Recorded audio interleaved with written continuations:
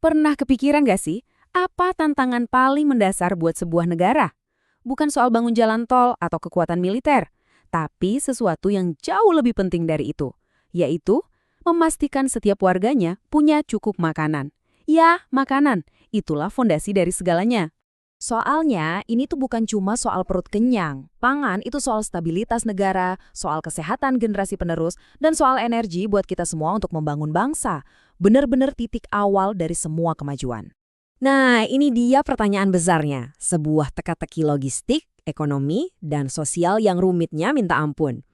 Yuk kita coba bedah bareng-bareng gimana Indonesia mencoba menjawab tantangan raksasa ini. Oke, untuk bisa mencahin sebuah teka-teki, kita harus paham dulu dong semua kepingannya.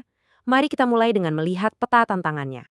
Yang lagi Anda lihat sekarang ini bukan sekedar peta geografis biasa loh.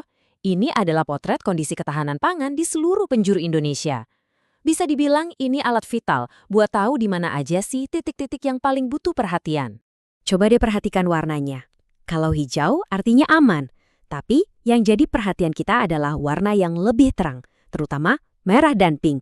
Itu adalah wilayah-wilayah prioritas. Kelihatan jelas banget ya, tantangan terbesar itu banyak terkonsentrasi di bagian timur Indonesia. Eits, tapi ada kabar baiknya juga loh. Grafik ini nunjukin ada tren positif. Jumlah daerah yang rawan pangan itu turun. Dari 86 di tahun 2018, sekarang jadi 62 di 2024. Ini kemajuan yang nyata. Tapi angka 62 itu sekaligus jadi pengingat. Kalau pekerjaan rumah kita ini masih jauh dari kata selesai. Terus, apa sih sebenarnya yang diukur di peta tadi? Apa artinya ketahanan pangan itu? Yuk, kita bedah konsepnya jadi 3 pilar utama, biar gampang dipahami. Jadi gini, ketahanan pangan itu ditopang sama 3 pilar ini. Pertama, ketersediaan. Intinya, makanannya ada nggak? Cukup nggak stoknya? Kedua, keterjangkauan. Oke, makanannya ada, tapi masyarakat bisa beli dan akses nggak? Dan yang ketiga, pemanfaatan. Apakah makanan yang ada itu beneran bergizi dan diolah dengan baik? Kalau salah satu aja dari 3 pilar ini goyang, wah, seluruh sistem bisa terancam. Oke, menghadapi tantangan segede ini, pemerintah nggak mungkin jalan sendirian. Mereka menunjuk satu juara untuk maju di garis depan. Mari kita kenalan sama juaranya. Nah, inilah dia pemain utamanya, ID Food. Sebuah BUMN holding pangan yang memang dibentuk khusus buat mengemban misi super penting ini. Mereka ditugaskan untuk terjun langsung ke lapangan dan jadi agen perubahan di ekosistem pangan kita. Ini bukan cuma slogan pemanis ya, ini visi resmi mereka. Coba deh kita perhatiin 3 kata kuncinya, produktif, berkelanjutan, dan inovatif. 3 kata ini yang jadi kompas buat setiap langkah strategis mereka ke depannya. Oke, kita udah tahu masalahnya, udah kenal siapa pemain utamanya. Sekarang, kita masuk ke bagian paling seru. Apa sih sebenarnya game plan mereka?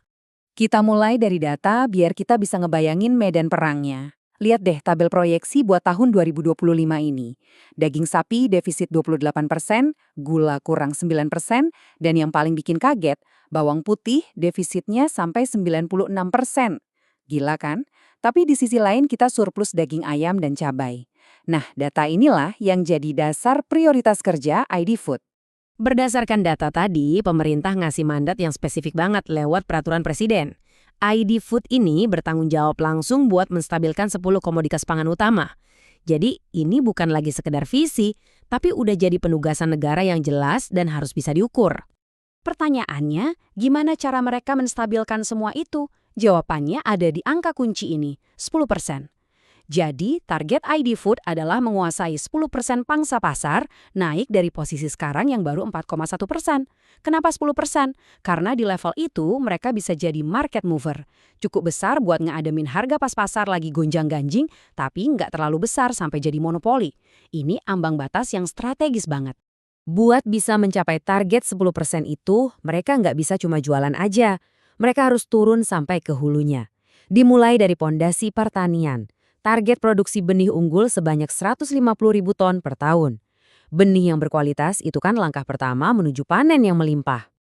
Lanjut di sektor unggas, targetnya adalah produksi ayam siap potong sampai 2 juta ekor. Ini bukan cuma soal beternak ya, tapi membangun seluruh rantai pasoknya, mulai dari pakan, pembibitan, sampai siap diantar ke pasar.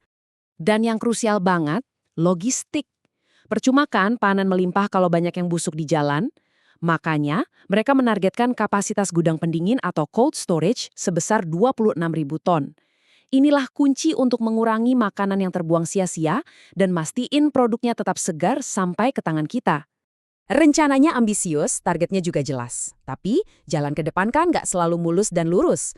Yuk kita lihat visi jangka panjangnya, sekalian apa saja rintangan dan harapan yang ada di depan mata. Nah, rencana yang baik itu harus jujur mengakui risikonya. Ada potensi masalah pembayaran, butuh regulasi yang lebih jelas, dan ketergantungan sama pendanaan mitra. Tapi, kalau semua rintangan ini bisa diatasi, harapannya luar biasa besar. Kesejahteraan petani dan nelayan kita meningkat, swasembada pangan bisa tercapai, dan produk pangan Indonesia bisa makin berjaya di panggung dunia. Pada akhirnya, semua ini tuh lebih dari sekedar urusan perut. Ini adalah satu kepingan puzzle untuk sebuah mimpi yang jauh lebih besar, Indonesia Emas 2045. Visi tentang negara maju yang berdaulat, adil, dan makmur. Karena ya nggak akan ada kedaulatan sejati tanpa adanya kedaulatan pangan. Jadi pertanyaannya kembali lagi ke kita semua. Dengan strategi yang udah dipaparkan, peta jalan yang jelas, dan visi besar di ujungnya, mampukah rencana ini benar-benar memecahkan teka-teki ketahanan pangan yang begitu kompleks? Cuma waktu yang bisa menjawab. Tapi yang pasti langkah-langkah pertamanya kini sedang diambil.